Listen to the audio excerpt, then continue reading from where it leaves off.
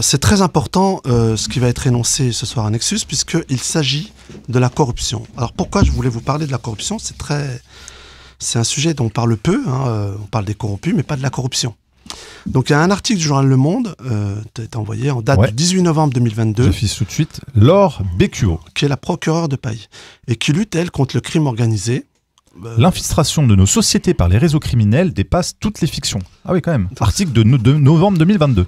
Et chez un média mainstream. Mainstream. Bon, ok. Je poursuis. Dans Toxin, pas plus tard qu'hier, Charles Gave, l'économiste Charles Gave, il a adressé un constat sans concession sur la corruption du système institutionnel français. Et il a fini par dire, donc c'est dans l'émission d'hier, dans notre pays, rien ne marche parce qu'il y a une corruption endémique. Vous allez comprendre où je veux en venir. Sur Statista, je t'ai envoyé le lien. Il est question du visage de la corruption en France avec les données de l'ONG Transparency International. Donc, c'est des données qui apparaissent chaque année au mois de décembre de chaque année. Donc, parfait.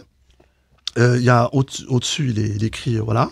Le visage de la corruption en France du 9 décembre 2024. Voilà, parce que chaque année, justement, il est rapporté au mois de décembre une étude qui est faite sur la corruption en France. Alors, qu'est-ce qu'on y découvre? C'est très important que les Français comprennent ça parce qu'on les trompe.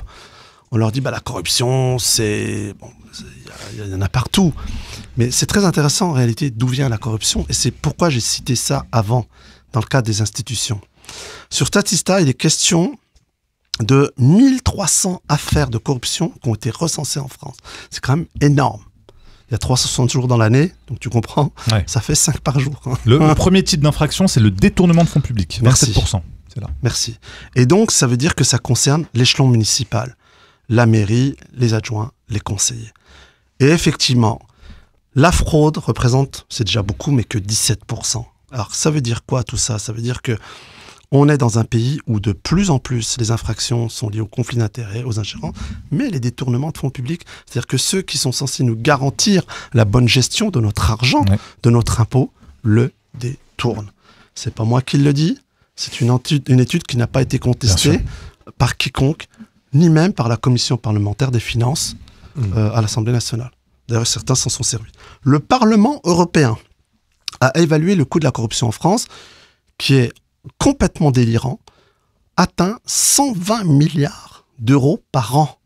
C'est astronomique. C'est-à-dire que c'est bien plus que l'évasion fiscale, qui est évaluée d'après les données statistiques 80 à 100. De 80 à 100. L'association Attac avait fait un remarquable travail là-dessus. On est à 120 milliards de corruption par an. Et on nous dit, mais oui, il manque 20 milliards. Il n'y a plus de l'argent. Il manque plus de pognon. C'est une retraite. Voilà. 13 milliards. Et comme dit Édouard Philippe, moi je serai franc. Je dirais aux Français qu'il faudra travailler jusqu'à 70 ans. Bah oui, quel courage. D'ailleurs, c'était Bérégovoy qui voulait s'attaquer à la corruption. Il a payé de sa vie. Et il a dit clairement qu'il avait donné la liste des corrompus. Et effectivement, ils étaient en face de lui. Bon. Début février 2025, pour la première fois, notre pays, la France, est classé parmi ceux qui risquent, écoutez bien, je t'ai envoyé le lien, de perdre le contrôle de la corruption. C'est-à-dire que l'ONG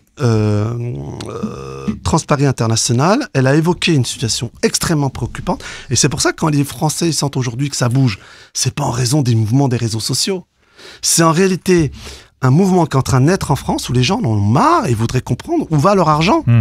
Et pour la première fois, il y a un rapport, donc février 2025, c'est il y a un mois, qui dit il y a une situation préoccupante de la corruption, aux conséquences graves, donc ils ont peur que le pays se retourne, et ils rajoutent multiplication des conflits d'intérêts et des affaires de corruption dans un contexte de crise institutionnelle. C'est du jamais vu, et c'est la première fois que la France est classée dans ce cadre-là. C'est-à-dire que c'est un pays qui a 2 doigts de vaciller. Et là, c'est concret. On devient une république bananière. Alors, je vais rejoindre ton ami. Grâce à notre président Macron, la France bat tous les mauvais records, parce que jusqu'à quand, et ça c'est une question que je pose aux auditeurs, les Français vont préférer se priver et payer de plus en plus de taxes et d'impôts pour soutenir ces escrocs, et ce depuis 50 ans. Maintenant, tous les rapports l'établissent. Et moi, j'ai beaucoup aimé une formule du criminologue Xavier Hofer. Alors, elle est géniale, sa phrase, il dit « Le sommet de l'État connaît très mal les criminels, mais les criminels connaissent très bien le sommet de l'État.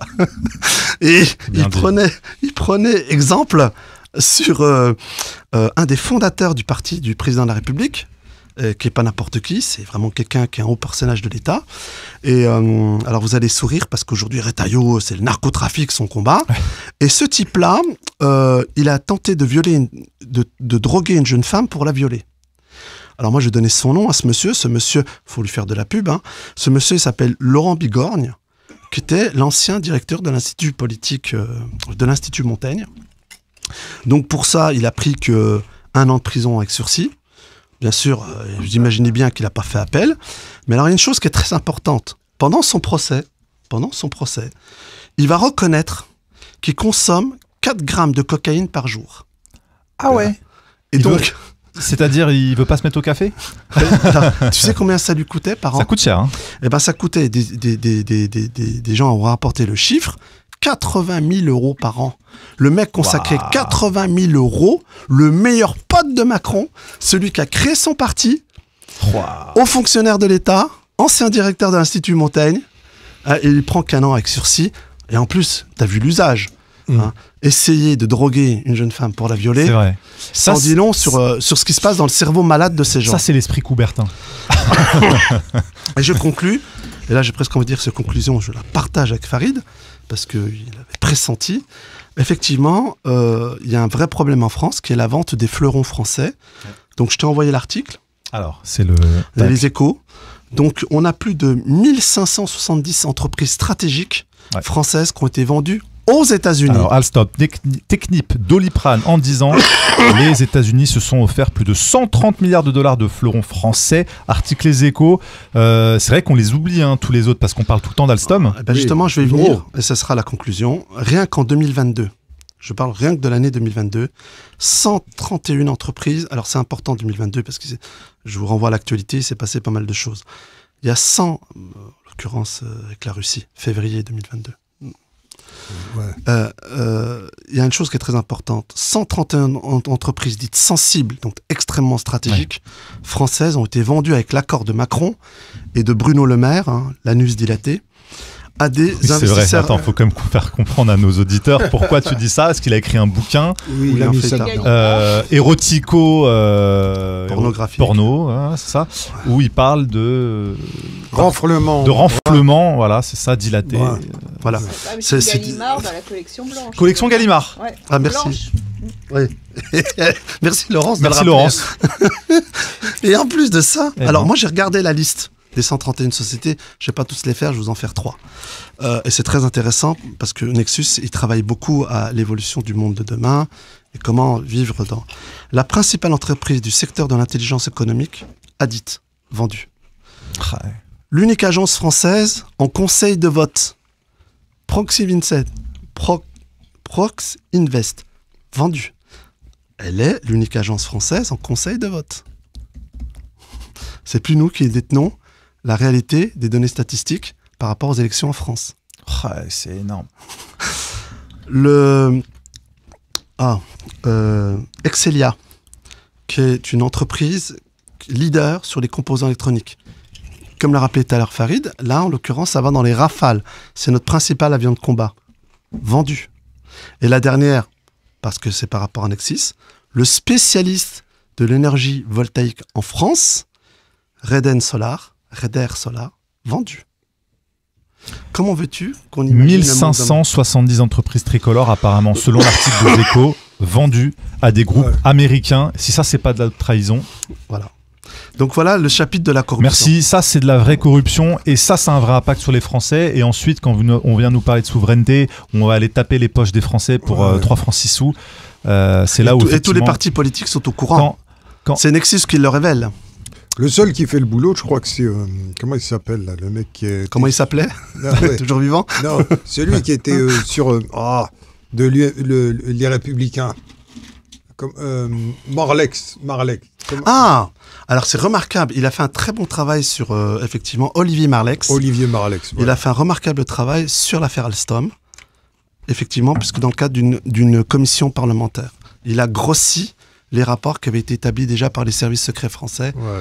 que j'ai eu la chance de lire d'ailleurs, mais qui n'étaient pas complets, bizarrement, puisque avant, Monsieur Hollande s'était occupé de mettre sur la touche nos meilleurs agents. Il préfère les pédocriminels. Mais c'est lui qui dit que Alstom, en fait, Macron, il avait commencé à faire des négociations en 2012. Oui. Tu vois. Merci Morad pour cette première chronique de ta part et j'espère te retrouver aussi la semaine prochaine. On apprend beaucoup de choses. Ça sera sur l'immigration.